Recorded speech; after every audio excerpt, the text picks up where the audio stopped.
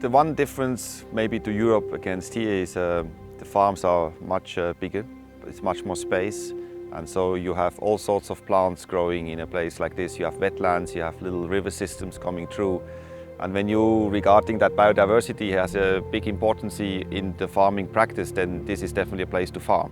You know, the terroir term is a French term, and the French would translate it in a way that it's an all combination of different things who play in. So you have the soil, but then you have the wind direction, the temperature, the sunlight.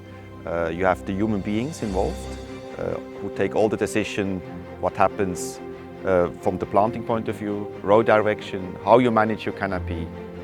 And we try to get out the best of the terroir. And when all these elements play out, then the winemaking part becomes incredible fun to make afterwards wine out of this kind of quality grapes. And that's pretty much what excites me the most. I want to creating wine who have this freshness, this elegance. They have to be precise, they have to be pure, and they should reflect the place.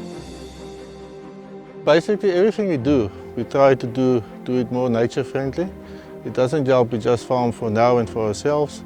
We need to look after the next generations and the generation thereafter, so for us it's very important.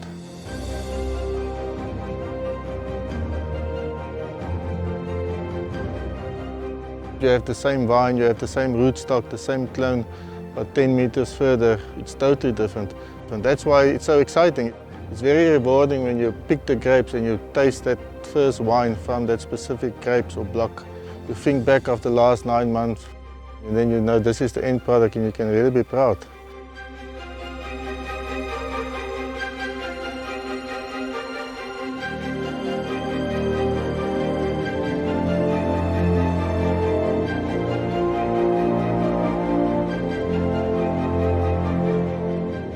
I think that Pinot Noir and Chardonnay are the most elegant expressions of the wines that we make at Creation, and I think those two wines are so terroir expressive that it was a natural choice for them to be our flagship wines.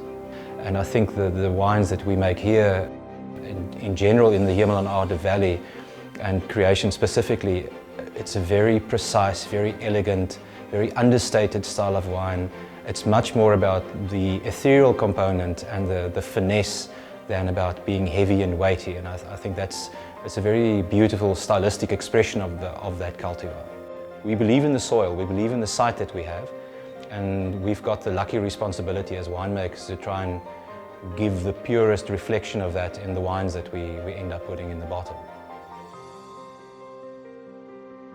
The cool nights, I think, is what sets us apart in a big way from most of the other winemaking areas in South Africa, because our daytime temperatures are relatively regulated by the ocean, by the mountain behind us, which helps to keep the days relatively moderate, but the nights always cool down, and that's what really locks in the quality on especially cultivars like Pinot Noir and Chardonnay.